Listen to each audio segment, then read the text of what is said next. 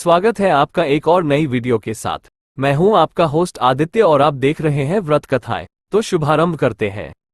हिंदू पंचांग के अनुसार प्रति वर्ष कार्तिक मास के कृष्ण पक्ष की चतुर्थी तिथि को करवा चौथ का व्रत किया जाता है। इस पावन पर्व में सुहागिन महिलाएं पति के दीर्घायु एवं अखंड सौभाग्य के लिए 16 श्रृंगार करके शिव जी, माता पार्वती और गणेश जी की पूजा करती हैं। करवा चौथ में दिन भर उपवास रखकर रात में चंद्रमा को अर्घ्य देने के बाद ही भोजन या फलाहार का विधान है।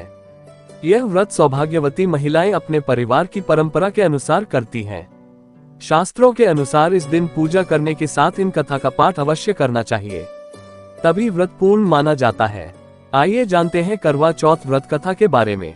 बहुत समय पहले की बात है, एक साहूकार के 7 बेटे और उनकी एक बहन करवा थी। सभी 7 भाई अपनी बहन से बहुत प्यार करते थे, यहाँ तक कि वे पहले उसे खाना खिलाते और बाद में स्वयं खाते थे। एक बार उनकी बहन ससुराल से मायके आई हुई थी। शाम को भाई जब अपना व्यापार व्यवसाय बंद कर घर आए तो देखा उनकी बहन बहुत व्याकुल थी। सभी भाई खाना खाने बैठे और अपनी बहन से भी खाने का आग्रह करने लगे, लेकिन बहन ने बताया कि उसका आज करवा चौथ का निर्जल व्रत है और वह खाना सिर्फ चंद्रमा को देखकर उसे अर्घ्य देकर ही खा सकती है। चूंकि चंद्रमा अभी तक नहीं निकला है, इसलिए वह भूख प्यास से व्याकुल हो उठी है। सबसे छोटे भाई को अपनी बहन की हालत देखी नहीं जाती और वह दूर पीपल के पेड़ पर एक दीपक जलाकर चलनी की ओट में रख देता है। दूर से देखने पर वह ऐसा प्रतीत होता है कि जैसे चतुर्थी का चांद उदित हो रहा हो।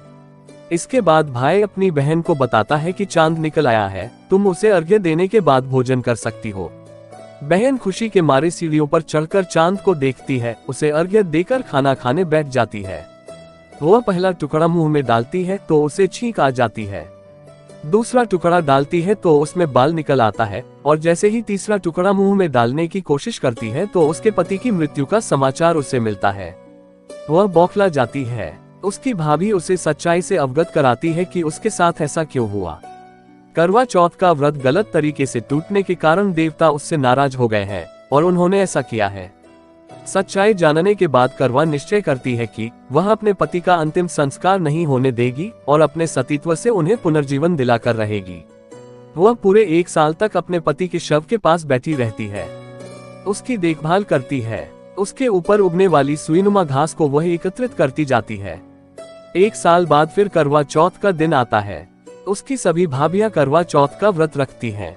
जब भाभियां उससे आशीर्वाद लेने आती हैं तो वह प्रत्येक भाभी से यम सुई ले लो, प्रिय सुई दे दो, मुझे भी अपनी जैसी सुहागिन बना दो, ऐसा आग्रह करती है। लेकिन हर बार भाभी उसे अगली भाभी से आग्रह करने का कह चली जाती है। इस प्रकार जब छठे नंबर की भाभी आती है तो करवा उससे भी यही बात दोहराती है। ये भाभी उसे बताती है कि चूंकि सबसे छोटे भाई की वजह से उसका व्रत टूटा था, अतः उसकी पत्नी में ही शक्ति है कि वह तुम्हारे पति को दोबारा जीवित कर सकती है। इसलिए जब वह आए तो तुम उसे पकड़ लेना और जब तक वह तुम्हारे पति को जिंदा न कर दे उसे नहीं छोड़ना। ऐसा कहकर वह चली जाती है। सबसे अंत में छोटी भाभी आती है। करवा उनसे भी सुहागिन बनने का आग्रह करती है, लेकिन वह टाल मटोली करने लगती है। इसे देखकर वह उन्हें जोर से पकड़ लेती है और अपने सुहाग को जिंदा करने के लिए कहती है। भाभी उससे छुड़ाने के लिए नोचती है, खसोटती है, लेकिन करवा नहीं छोड़ती है। अंत में उसकी तपस्या को देख भाभी पसीज जाती है और अपनी छोटी अंगुली को चीरकर उसमें से अमृत उसके पति के मुंह में डाल देती है। करवा का पति तुरंत श्री गणेश कहता हुआ उठ बैठता है। इस प्रकार प्रभु कृपा से उसकी छोटी भाभी के माध्यम से करवा को अपना सुहाग वापस मिल जाता है। हे श्री गणेश माँ गौरी, जिस प्रकार करवा को चिर सुहागन का वरदान आपसे मिला है, वैसा ही सब सुहागिनों को मिले।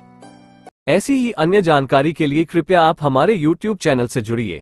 चैनल को सब्सक्राइब कीजिए, वीडियो को लाइक और शेयर कीजिए और पुण्य लाभ अर्जित कीजिए।